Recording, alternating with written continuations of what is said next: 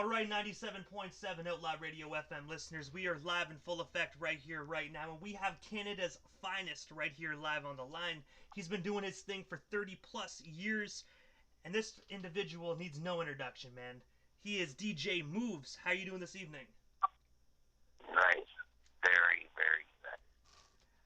I gotta say, man, how's everything out in Nova Scotia? Because I know down here in Ontario, man, like we're just getting sideswiped still after a year and a half of this whole COVID crap.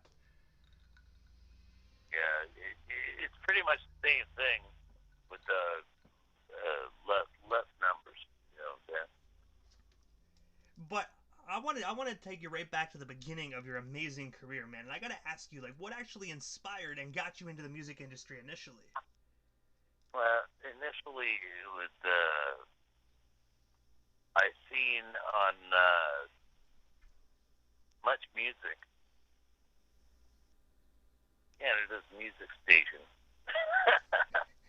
They had a thing called Soul in the City first before Rap City was even a thing. And they had put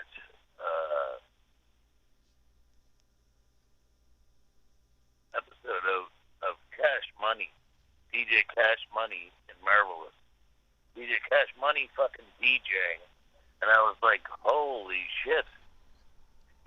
You could do this? You could DJ this shit? You could cut this shit up? You could scratch it? The turntables and stuff? My father had a turntable and blah, blah, blah, blah, and I did that shit. That was cool. That was it. That's for me. And I gotta ask as well, like, was he upset with like the records being scratched, or was he kind of like, did he kind of just let it go a little? Because I know some people, when I was back in the day when I was doing that stuff, my mom got pissed that I actually scratched the hell out of her Bon Jovi records. I know. Bon Jovi is great. But I'm gonna be honest though, Bon Jovi sounds a lot better scratched, in my personal opinion. You're fucking right. Yeah. No. My parents didn't even care. They were cool. And then when I told them that I needed to buy two 1200s, that's when they cared. They were like, oh, they cost like $400 each. And I was like, well, I'll get a job. And I'm like, okay, if you get a job, then we'll buy these for you. I was like, okay. Then I got a job. They bought them for me. That was it. And also around 1991, you actually became a member of the Hip Club Groove. Hip Club Groove. I gotta ask you, what's the story behind that phenomenal group? And of course, how did yourself, Corey, and D-Rock initially get connected? We all just went to the same high school in Truro, Nova Scotia, Canada, and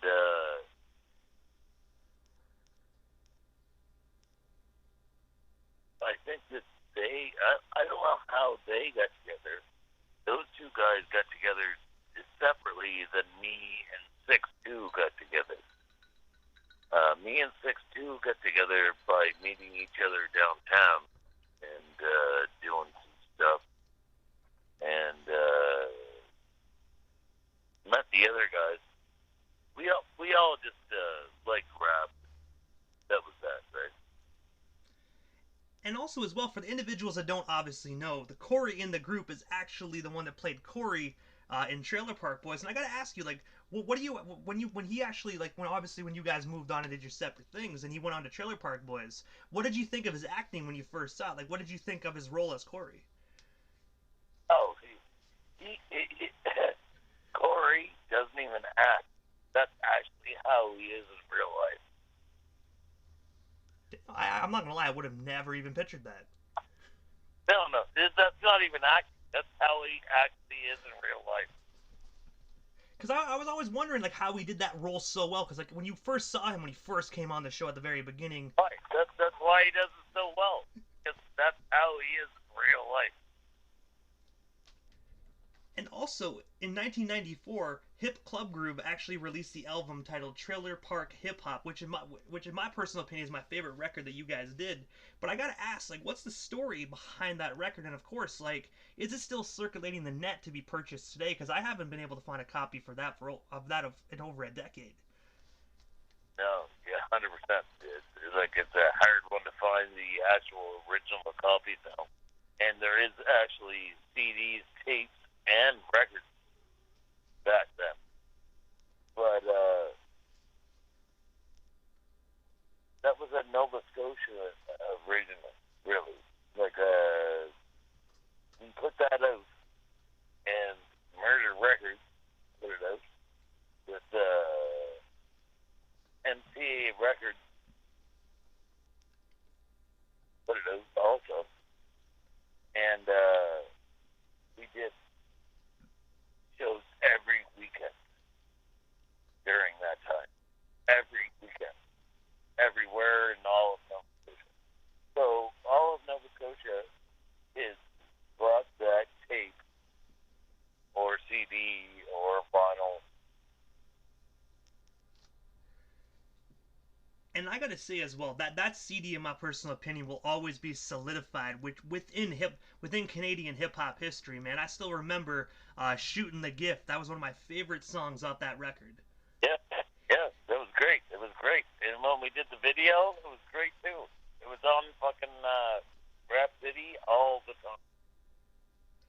And honestly, I remember this the CD cover as well. It had a picture of like a trailer. It almost looked like one of the trailers from the TV show. And I do know obviously this record was way before the TV show. So I always thought when Trailer Park Boys came out that show was actually inspired by that record. Yeah, it totally was. The director of Trailer Park Boys, the TV show, was also the director for the video for Shooting the Gift. That song. I actually did not know that. I was actually today years old when I actually just learned that. So my whole time looking at that record cover and watching the show, I always had that suspicion that it was actually inspired. But looks like after many years of thinking that, I actually got my answer. Yeah, you're totally fucking right. I guess honestly I should have read between the lines realistically. It's kind of a common sense matter on that one, but. Oh, well, you never fucking know. You never know what's going on. You never know what the fuck's going on. Especially within like hip hop and TV, like there's so many coincidences like in the entertainment industry. Like you're right, you never know what can go on. Yeah. And also in the late '90s as well, yourself and D-Rock actually joined the brother-sister duo Len. I was wondering how did you guys initially meet Mark and Sharon, and of course, what's the story behind joining that group? Well, we were during the hip hop group shit. Mark and Sharon both lived in Halifax at that time, and we would do shows with the group Len, which was only just Mark and Sharon. Mark and Sharon, as they would just play the guitar, and Mark would play the guitar and sing, and Sharon would just sing. That was their group. That's what Len was at that point. And we would do shows with them as another group on the show. So we met them. And then we started doing shows with them all the time. Because, we smoked hash all the time. And they loved smoking hash, so we smoked hash with them. Right? And also as well, I noticed as well when yourself and D-Rock joined the group, that's when they switched to a more like kind of hip hop popish type stuff, man. That's when things really started picking up, was around the You Can't Stop the Bum Rush days. Yeah, 100%. Once they met us, then they became a different thing, right? Because I remember as well when I first discovered you, it was 1999. You did that I made a post about it last night, and I'm just kind of like stumped right now. But there was a little talk show that they had, a night show they had on the Comedy Network, man. And when I saw you DJing on that show as a kid, I was like, fuck, man, that's what I want to do. Like, you know what I mean? Like, this, your scratching on that little performance, man, was absolutely phenomenal. Yeah. There's a lot of fun house times like that too. You know what I mean? I still gotta say though, they had some massive balls actually, just going out there and performing in clown suits. That's one thing I never understood with that one performance. But at the end of the day, it is Len, so it's like, you know what I mean? They're very unpredictable, especially with their live performances. Oh, 100%. Like, it was all the most bonkers shit ever. That was the Mike Bullard show. And that was a drunk as monster. Yeah, and then that show didn't last very long either. I think it only lasted for, I think, about maybe like a half a season, unfortunately. Yeah, the Mike Bullard show in Toronto. Yeah, it was totally only like half a year. Like when I actually bring up like that like performance to my friends, they're like, who the hell is Mike Bullard?" And I'm like, "Look, dude, you had to be there to see it. You had to be there to see it. It was like you turn on the TV, you blink, unfortunately, you miss it." Well, it's the same as mine, right? If you blink, you lost it. But also, in 1999, yourself, along with 24 others, actually flew to Daytona Beach to film one of the most popular music videos of the 90s titled Steal My Sunshine. I was wondering if you can tell our listeners about that trip. And of course, what was it like partaking in that music video? Because, you know what I mean? Obviously, 24 individuals on a plane from Canada all the way to Florida in 1999. We already know you guys party just like that here. Yeah, well, we every day we got up, we went to 7-Eleven, we bought a 66er of gin, and then we mixed it with 7-Up. That's all you gotta know. I also I remember being heard as well that you guys broke the elevator, bringing up so much liquor to the hotel room. Yes, that's true too. You heard right. Because I bought an idea years ago, but I know people can edit that. But I was kind of like being like, how can these people break an elevator by bringing liquor? But then I'm just like sitting there. I'm like, he did have over $100,000 to film a video, so you know that can be a lot of liquor. It wasn't because of the liquor. It was because the fucking elevator actually wanted to break at that point. But one of the last Len questions I have, man, was another music video you guys actually filmed, and that it wasn't in Florida, of course. It was actually in Toronto, if I'm not mistaken. But it was actually called "Feeling All Right." That actually had a cameo by Danny Masterson, which everybody knows is Hyde of that '70s show. I was wondering, what was it like filming that particular music video? And of course, did you get the opportunity to meet Hyde? Oh yeah, he was my good ass friend at that point. He was all of our good ass friends. He's an awesome guy, Danny Masterson. He at that point was just we met him. We had done a show in Bermuda for MTV, and he also had been doing down there some show at MTV. So we met him there. We also met Ja Rule there too at the same fucking time. But we met him there, and then he was like, "Yo, I love you guys. We should hang out at time." And we're like, "Okay, cool." Then I was like, "Yo, we should get him in the video, Mark." And Mark was like, "Yo, let's get him in the video." And then he was in the video. So it all worked out good, right? And I gotta say, that was actually a good choice, because back in those times, I believe that '70s show was just coming on the air, and the popularity was freaking huge for that show. So that definitely, in my personal opinion, was a right move to actually get a cameo from Danny. Yeah, exactly. And also, as well, you actually own your own record company titled Low Pressure Records. I was wondering if you could tell our listeners a bit more about your company, and of course, who is currently signed to you today. I've always owned my own record companies, Low Pressure Records, Fried Chicken Production, and all I do is put out records all the time, all the fucking time. I noticed that as well. I'm not gonna. When I was doing the questions for this interview, I didn't even know what new records to bring up. You know what I mean? I could have built an interview just off this year alone. Because I got to say, you were probably one of the most busiest DJs. I'm not even gonna lie, in North America. And I'm not even saying that because you're on the station. I'm just saying it because I'm seeing these records just drop, and it's like, God damn, man, you're busy. Mega busy.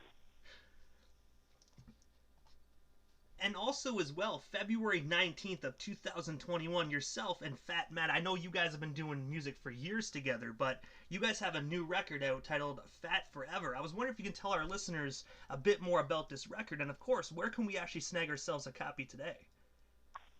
Oh, well, fat. that's Fat Matt's best record, and you can't not get it. You should get it. It's on fucking purple vinyl, and it's at Black Buffalo Records.ca. And I was looking as well that it even has like you even have Sum 41 actually on the record as well. That must have been a fun record to actually do. It was. Totally. I remember as well back in the day. I think Sum 41 they did a record with MC Shin, and I remember it was kind of like they had that Beastie Boys type vibe. They definitely took on the roles of the Beastie Boys in that particular track. Yeah, just ripped fucking shit apart. I'm not gonna lie, I would really love to see an actual full-length album of Sum 41 just doing the Beastie Boys vibe, because I think they did freaking phenomenal on those songs they did with MC Shin. I thought they were cool too when I was a kid. I don't even know if they're still actually fully doing stuff nowadays. Clearly they're doing features still, but as for full-length records, I haven't heard a full-length record come out by them in a long time, unfortunately. No. Who knows? Well, if they're listening, you know, let's get a record, man. We're talking about it. Let's get it, you know? But also as well, I saw that you were actually dropping the DJ Moves Remixes EP on cassette and 12-inch vinyl. I remember you posted that the other day about coming soon. I was wondering if you can tell our listeners what they can expect from this release, and of course, how can they actually how can they pre-order themselves some copies today? Yeah, Black Buffalo Records.ca. I got a new 12-inch coming out, and it's coming out also on tape, maxi fucking tape, and you know, some dope ass shit. Get that. I gotta say as well, you know what I mean? I really love the fact that you're still putting out cassettes, man. I mean, me personally, I'm a tape fan. I always have been. You know, CDs get scratched, tapes, you know, you can drop them and don't have to worry about them shattering or getting scratched. So I just gotta say, man, thanks for making the cassettes, because not a lot of people really do that anymore, unfortunately. It's true. That's fucking true. But also, Moves, I gotta ask, man. I know 2021 is freaking huge for you, man. You're putting out album after album. You know what I mean? It's hard for me as a fan to even keep up, for God's sake. But, you know what I mean? I like that, because that means more and more DJ Moves content for us fans to enjoy. But I have to ask you, like, what is next for you, like, in 2021? Is there anything I missed during this interview? Any other records you still want to talk about or promote? Will we still have you here live on the Canadian airwaves? No, you're good. I love that you fucking did that shit, and I love that you're